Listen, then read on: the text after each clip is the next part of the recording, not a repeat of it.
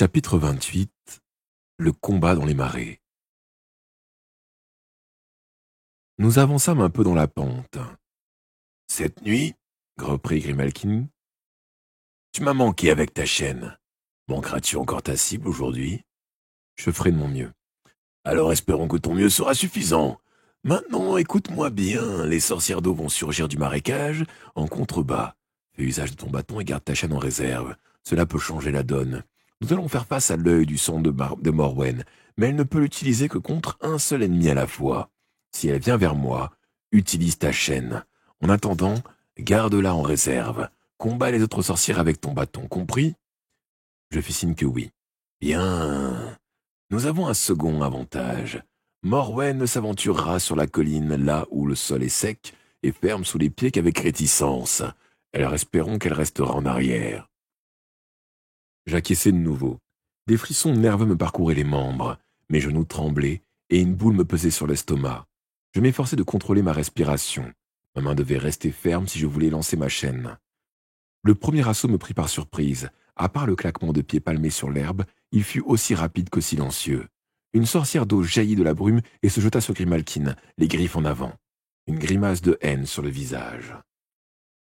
Grimalkin fut la plus vive. Tirant un couteau de sa ceinture, elle le jeta vers son adversaire. Il s'enfonça avec un bruit mou dans la poitrine de la sorcière. Elle tomba en arrière, glissa le long de la pente et fut engloutie dans le brouillard.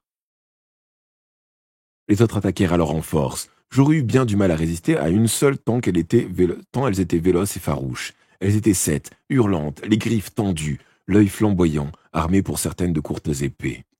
La première n'était plus qu'à 5 pas quand je pensais à faire sortir la lame de rétractable de mon bâton. J'entendis avec satisfaction le petit clic m'annonçant qu'elle était en place. Je me fendais, parais, pivotais sur moi-même pour les tenir à distance, utilisant toutes les figures de combat qu'Orquak m'avait enseignées. La sueur me coulait dans les yeux. En dépit de mes efforts, j'aurais vite été submergé sur l'appui de Grimalkin. Je comprenais pourquoi elle était la plus crainte de toutes les sorcières de Pendle. Chacun de ses gestes était mortel. Chaque lame sortie d'un fourreau de cuir pénétrait dans un fourreau de chair. Griffe contre griffe, lame contre lame, elle semblait invincible. Elle tourbillonnait telle une roue meurtrière, laminant ses adversaires, jusqu'à ce que 7 cadavres restent étendus sur l'herbe de la colline. Elle inspira alors longuement et demeura parfaitement immobile, comme si elle écoutait. Puis, elle posa la main sur mon épaule et se pencha pour me murmurer à l'oreille. « Il y en a d'autres qui émergent du marais. La fille du diable est avec elle. Souviens-toi de ce que je t'ai dit. Serre-toi de ta chaîne contre elle. Tout dépend de ton habileté. Si tu la manques, nous sommes fichus. » Une sorcière surgit. Grimalkin lança 2 lames qui atteignirent chacune leur but. Puis les 2 adversaires se jetèrent l'une sur l'autre, dans une furie de bras emmêlés, de griffes tranchantes et de crocs acérés. Elles n'émirent pas un son quand elles roulèrent ensemble le long de la pente pour disparaître dans le brouillard. Je me retrouvai seul sur la colline, écoutant le martèlement affolé de mon propre cœur. Devrais-je descendre et venir en aide à Grimalkin? S'en sortirait-elle encore contre plusieurs? Je n'eus pas le temps de prendre une décision. Une autre sorcière s'avançait. Sa bouche s'ouvrit, révélant 4 énormes crocs verdâtres. Elle ressemblait beaucoup à Morwen. L'os décharné qui lui servait de nez lui donnait l'air d'un cadavre vivant. Malgré la lenteur de son approche, je devinais qu'elle était capable d'une vivacité surnaturelle. Je savais qu'elle se préparait à enfoncer une de ses griffes dans ma chair. Je craignis plus que tout qu'elle tente de percer ma mâchoire et de refermer son doigt autour de mes dents. Une prise dont il était impossible de se libérer. Elle attaqua brusquement. Je la stoppai d'un revers de bâton, manquant sa joue d'un cheveu. Un grondement de colère roula dans sa gorge. Je me fendis et elle recula d'un pas. À présent, c'était moi l'attaquant, et chacun de mes coups la repoussait vers la pente. Puis, trop tard, je compris sa stratégie, m'attirer dans le brouillard, vers le marais, où elle aurait l'avantage. Elle jouait avec moi. Sa main droite me menaçait à la manière d'un serpent, 2 griffes tendues vers ma gorge. Je frappai, mais elle fit un écart et je perdis l'équilibre. Je tombai, roulai sur la pente, mon bâton m'échappa. La sorcière roula avec moi, mais quand notre chute s'arrêta, je ne sentis aucune douleur dans la gorge ou dans sa mâchoire. Elle m'avait manqué, sa griffe s'était accrochée à mon col, qui s'était déchiré. Je me redressai sur les genoux et regardai autour de moi. J'étais au milieu de la pente, mais mon adversaire avait roulé plus bas. La brume s'éclaircissait à présent, et je repérais mon bâton. 4 pas, et je serais de nouveau armé. Or, d'un coup d'œil sur ma droite me glaça le sang. Grimalkin, Le pied posé sur le corps d'une sorcière morte était figé sur place, le regard figé sur Morwen, qui s'avançait lentement, les griffes en avant. Je me relevai, sortis ma chaîne de ma poche et l'enroulai autour de mon poignet. Grimalkin était sous le pouvoir de l'œil sanglant. Si je manquais mon coup, Morwen la tuerait et se retournerait contre moi. C'était l'instant ou jamais. Tous ces mois d'entraînement dans le jardin de l'épouvanteur allaient-ils porter leurs fruits? Mais je n'avais pas devant moi un poteau de bois immobile. La peur me vrillait les nerfs. J'avais déjà lancé ma chaîne avec succès contre des sorcières. J'en avais aussi raté beaucoup. L'énormité de l'enjeu m'emplissait de doutes. Que le manque et tout serait, que je la manque et tout serait fini. Je n'aurais qu'une seule chance. Je devais d'abord y croire. Je pouvais le faire. L'épouvanteur me l'avait maintes fois répété. Pour contrôler son corps, il faut contrôler son esprit. Je levai le bras, inspirai longuement et bloquai ma respiration.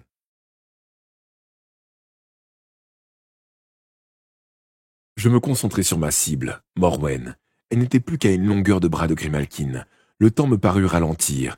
Un profond silence s'installa. Morwen était immobile. Je ne respirais pas. Mon cœur lui-même semblait avoir cessé de battre. Je lançai la chaîne. Elle se déroula dans les airs en une spirale parfaite, scintillant à la lumière de la lune. Rien d'autre ne bougeait. Elle vint s'enrouler autour de la sorcière, lui fermant la bouche, lui ligotant les bras. Elle tituba et tomba sur les genoux. Les bruits se ruèrent d'un coup dans mes oreilles, celui de ma respiration et le soupir de soulagement de Grimalkin, sortant d'un fourreau une longue épée. Elle s'avança vers son ennemi. Entièrement occupé à réussir mon lancer, j'avais oublié d'assurer ma propre sécurité. Une sorcière d'eau fut soudain à mes côtés, une griffe tendue vers ma mâchoire. D'un geste instinctif, je parai le coup, mais nous tombâmes ensemble, roulant plus bas sur la pente.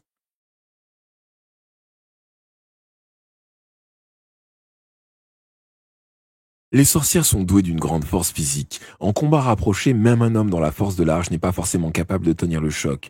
J'eus beau déployer toute mon énergie, elle me saisit par les bras et m'entraîna vers le marécage. J'avais tenu mon engagement envers Grimalkin et utilisé ma chaîne d'argent contre Morwen. Ce faisant, j'avais perdu tout espoir de récupérer mon bâton, qui m'aurait donné une petite chance contre une telle adversaire. Il ne me restait que le sel et la limaille de fer au fond de mes poches, et j'avais les bras immobilisés. Nous roulâmes dans l'eau. Je n'eus que le temps de fermer la bouche et de retenir ma respiration avant d'être submergé. En me débattant désespérément, je réussis à sortir la tête une seconde pour reprendre mon souffle. Puis, je me sentis entraîné vers le fond. Mes nouveaux talents de nageur ne m'étaient d'aucun secours. L'étreinte de la sorcière était trop forte. Je sombrais dans une totale obscurité. Les poumons me brûlaient. Combien de temps résisterais-je encore? Je ne saurais pas le dire. Mais je m'affaiblissais peu à peu.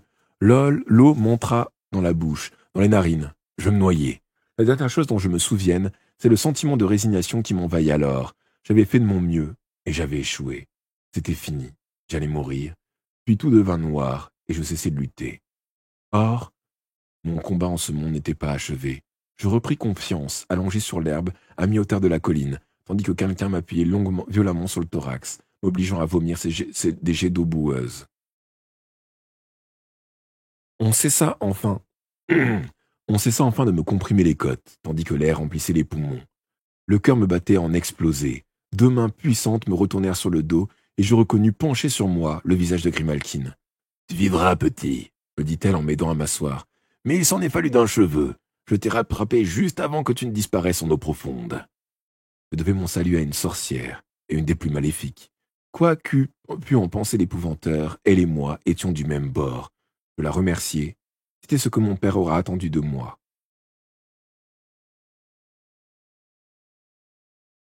Je remarquai alors que, parmi les cadavres gisant au fond du marécage, il y avait celui de la fille du diable, toujours ligotée par ma chaîne d'argent. « Oh, désolé de ne pas avoir pu faire davantage, » commençai-je avant d'être secoué par une quinte de toux. Grimalkin attendit que j'aie repris mon souffle avant de déclarer. « Tu as fait ce qu'il fallait, petit. En lançant ta chaîne sur Morwen, tu nous as assuré la victoire. Va la récupérer, moi, je ne peux pas toucher l'argent. » Elle me tendit la main pour me remettre sur pied. J'étais si faible que je tremblais de partout. Avec mes vêtements trempés, je me sentais gelé jusqu'aux os. En m'approchant du corps inerte, je fus pris de nausée. Le corps de chaque sorcière morte avait été arraché et placé près de sa tête. Voyant ma répugnance, Grimalkin posa une main sur mon épaule. Le cœur, de chaque sorcière morte avait été arraché et placé près de sa tête. Ok. Tu devais le faire, petit. Enfin, afin qu'aucune d'elles ne revienne jamais. Ton maître n'a-t-il pas enseigné ces pratiques? Je hochai la tête en signe d'assentiment. Des sorcières aussi puissantes étaient capables de renaître ou, même mortes, d'exercer encore leur maléfice. Pour les en empêcher, il fallait leur arracher le cœur et qu'ils soient ensuite mangés. Grimalkin empoigna les cheveux de Morwen pour la soulever pendant que j'ôtais la chaîne. Elle était poisseuse de sang. Un son s'éleva au loin, un aboiement. Griff courait sur mes traces. Si le malin avait tenu parole, le temps devait avoir repris son cours normal au moulin. « Je n'ai plus le goût pour ça, dit Grimalkin en désignant les organes sanguinolents. Aussi, assure-toi que le chien les dévore tous. Je vais m'en aller maintenant, avant que tes compagnons n'arrivent. Une dernière chose. Quel âge as-tu, mon garçon ? 14 ans. J'aurai mes 15 ans en août prochain, le 3. Elle sourit. La vie est rude à Pendle. Les enfants y grandissent plus vite. Là-bas, à partir de la nuit de Walpurgis, suivant son 14e anniversaire, un garçon d'un clan de sorcières est considéré comme un homme. Viens me trouver à Pendle après cette fête. Je t'offrirai un cadeau. Quelque chose qu'il est bon de posséder. Voilà qui était étrange, venant d'elle. J'avais du mal à m'imaginer me rendant à Pendle, la dernière nuit d'avril, pour recevoir un présent de Grimalkin.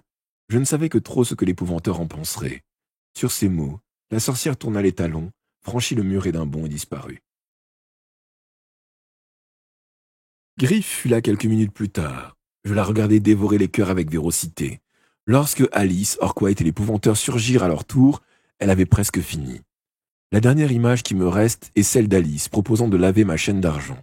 Puis, tout devint noir autour de moi. C'était l'épouvanteur qui m'aida à me relever. J'étais secoué de frissons incontrôlables. On me ramena au moulin pour me mettre au lit. Était-ce d'avoir avalé l'eau stagnante du marécage ou d'avoir été griffé par les sorcières? Je fus pris d'une fièvre si violente qu'elle mit mes jours en danger.